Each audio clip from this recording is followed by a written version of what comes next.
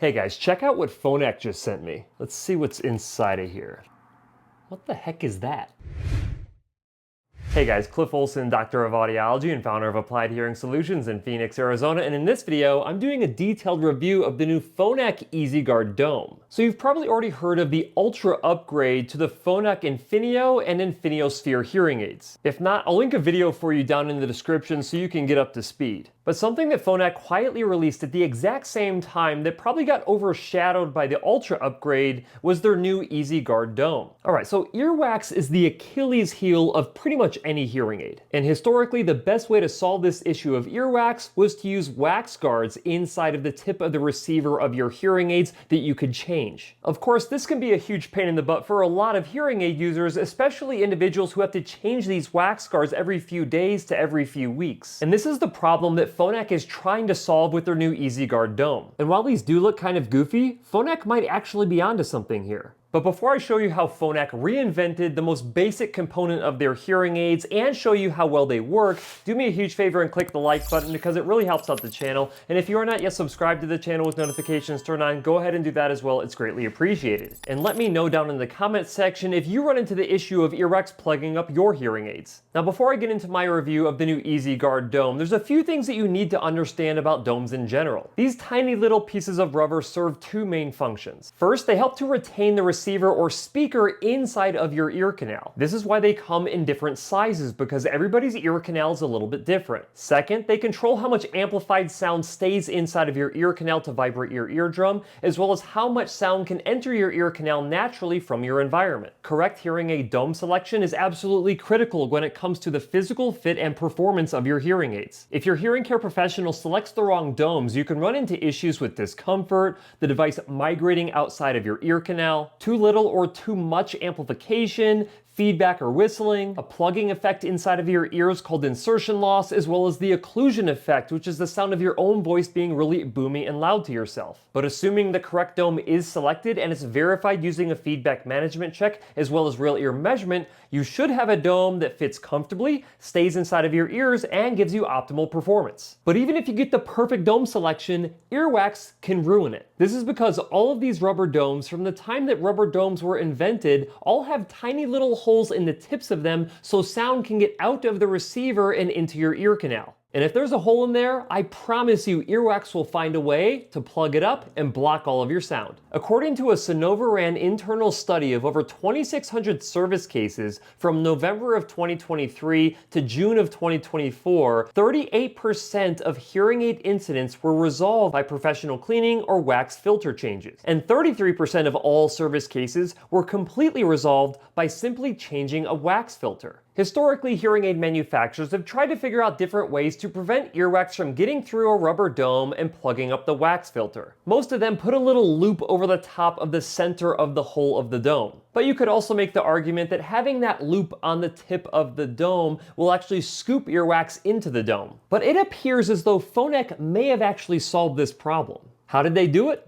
Well, they just completely removed the opening at the tip of the dome. The new EasyGuard domes no longer have an opening in the tip of the dome. Now you might be wondering, if there's no opening in the tip of this dome right here, how the heck does sound actually make it into the ear canal? Well, apparently Phonak engineers developed a series of sound transmitting membranes at the tip of the dome that allows sound to pass through, but not earwax or moisture. And according to Phonak, the frequency response differences between the EasyGuard domes and their traditional SDS domes are minimal. You can see the output differences of the EasyGuard Dome in green versus the SDS vented dome in black. This was measured inside of a 2cc coupler, and while you can see some subtle differences between these two curves, they are very similar to each other. Of course, if at all possible, I like to test these things myself, so that's exactly what I did. Using my test box and a 2cc coupler, I found very similar results comparing the EasyGuard Dome on the left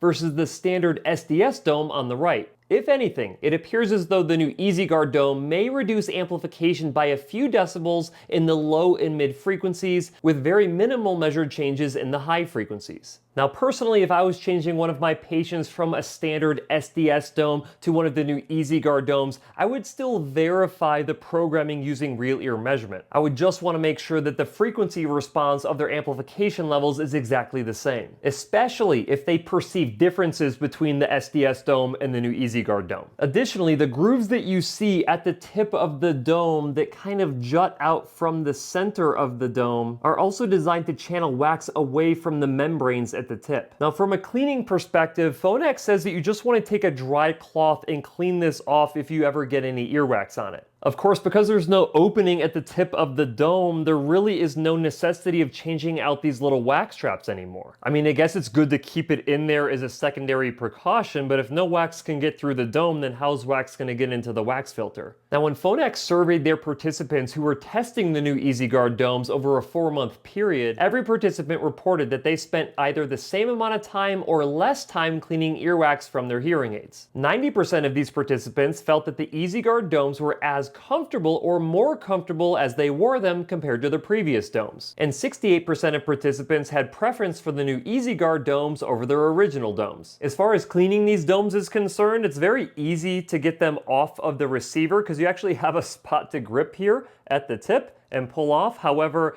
I'm not 100% sure you should do that because you might be able to damage those membranes, so maybe you just shouldn't do that and you should pull it off on the side instead. And I also don't like using a dry cloth to clean off a dome. I like using either an alcohol wipe or a lens wipe, something that has a little bit of moisture to it to really break up that earwax and get it off of the dome. Now, I spent about 10 minutes with an alcohol wipe wiping off the tip of this EasyGuard dome just to make sure I couldn't damage it, and so far I haven't damaged it at all. As far as comfort is concerned, they feel exactly the same to me as the standard SDS domes. In fact, I had my wife take an EasyGuard dome and a standard dome, put them onto a hearing aid, put them inside of my ears, and I could not tell which one had the new dome and which one had the old dome. Of course, I do believe that this will be dependent on your ear canal size and shape. Like I mentioned earlier, these little guards right here extend into your ear canal another 2 to 3 millimeters. Now, that's nowhere even near deep enough to touch your eardrum, so you shouldn't worry about that. But if the angle of your ear canal is really bendy or it's really narrow, there is a chance that you might actually feel those inside of your ear. All right, so let's talk availability of the new EasyGuard dome. So as of right now, these are only available in the vented style. And when I say vented, I mean these 2 little pinprick holes that you have on either side of the hood of the dome, not where sound comes out. They are available in small, medium, and large sizes, but I do expect that Phonak will release some of the open domes and maybe even some of the power domes with this new design. As far as compatibility goes, you can use these EasyGuard domes on a variety of Phonak hearing aids. You can use them on any SDS 4.0, 5.0, and 6.0 standard, medium, and power receivers dating all the way back to the Marvel line of devices. And it doesn't matter whether your receivers use the Ciru Stop or Ciru Shield wax filters. Now, I also tested the EasyGuard domes on other brands of hearing aids, and